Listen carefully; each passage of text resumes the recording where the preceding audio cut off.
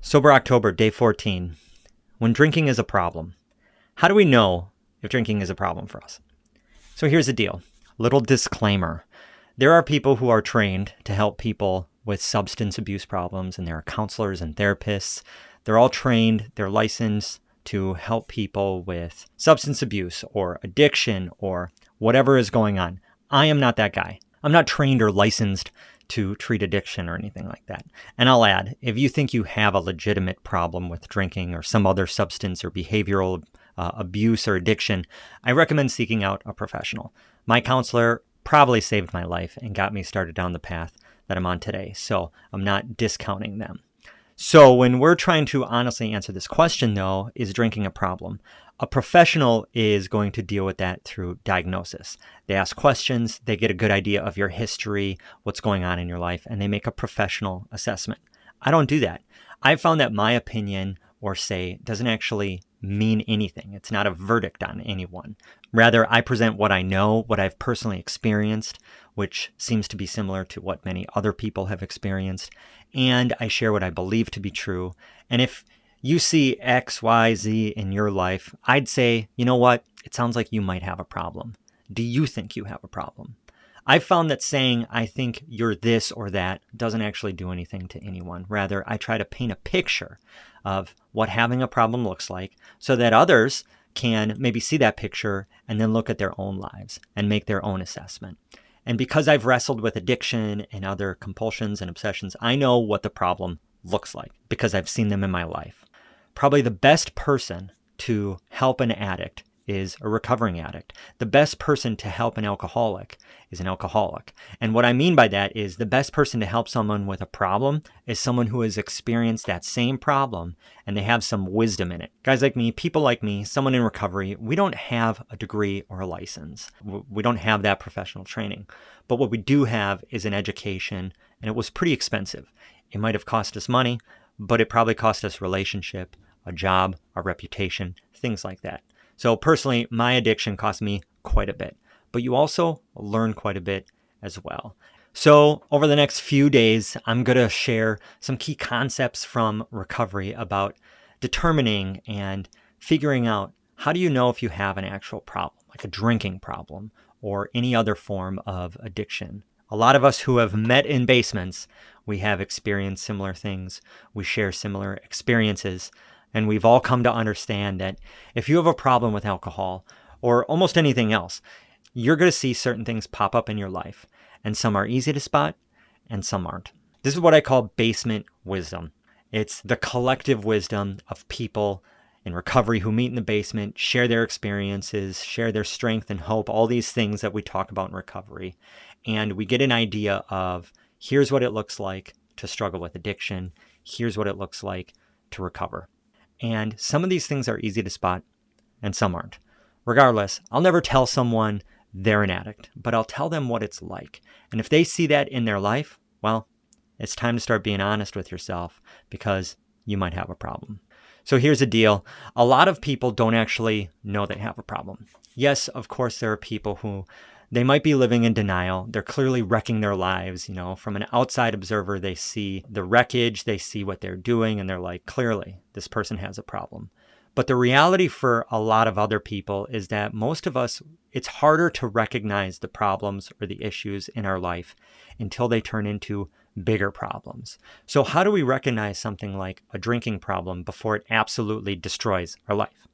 We look for certain signs or evidence or indicators that exist in the lives of people, not just with alcohol problems, but really any type of compulsive behavior and addiction. One of the most helpful things I was told about spotting problems or an addiction in your life came from my counselor. He once said this to me. He said, patterns over time are a problem. The first sign that you might have a problem is that a pattern exists. You've probably heard people say, I'm a creature of habit. Well, I've noticed that no one really uses that phrase with good habits. It's used when we do things that we probably shouldn't, but, well, I'm a creature of habit, so what do you expect? I like the word tendencies for this. We develop certain tendencies in life.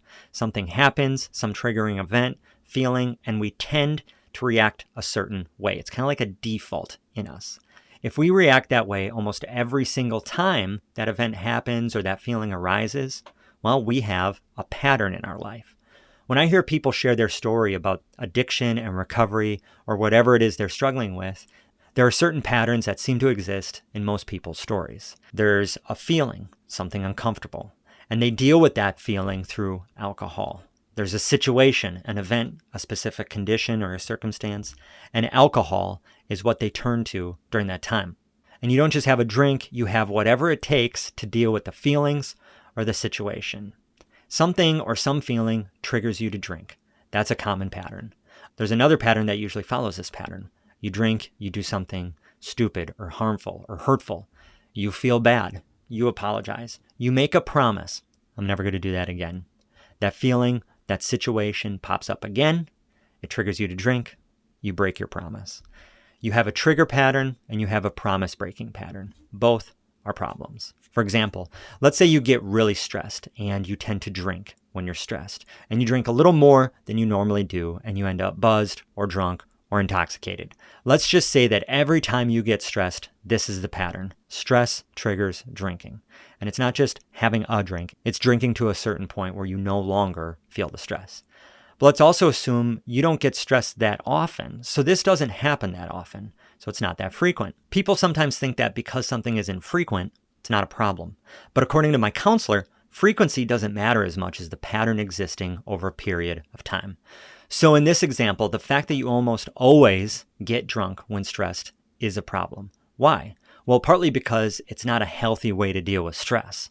Stress can actually stretch you. It can grow you. It can be a signal to change something in your life or limit something or do something. There's an action that usually stress is guiding you towards. But also, depending on where you're at in life, it might be infrequent now, but the odds are you're probably going to go through life, things are going to get harder, and you're going to encounter more stress. And if you do, you're going to turn to alcohol more and more. And someday, it'll really seem like you have a problem that's wrecking your life.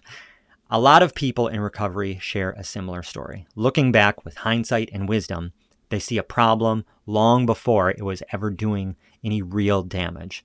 They ignore it because it wasn't that frequent. It wasn't doing damage. And then life took a turn. Life got harder, and they experienced a certain feeling or a certain situation more often, and they got drunk more often. And it started to become a serious problem. The problem is the pattern, the trigger followed by the unhealthy coping with alcohol. It's a dysfunctional pattern. That's what makes it a problem. And if we don't do anything about it because it's infrequent, it could potentially be a life-altering problem.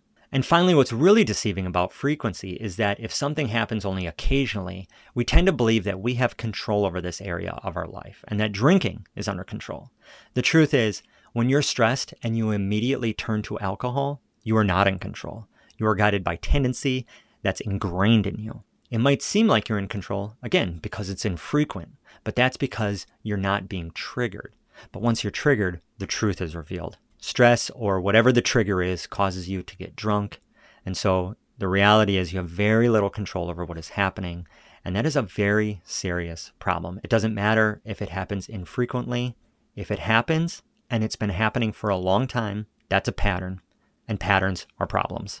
That's all for today. I hope this gives you some perspective on what a problem could look like. There's a lot more we're going to get into in the next several days. So as always, thanks for listening, and we'll see you in the next episode.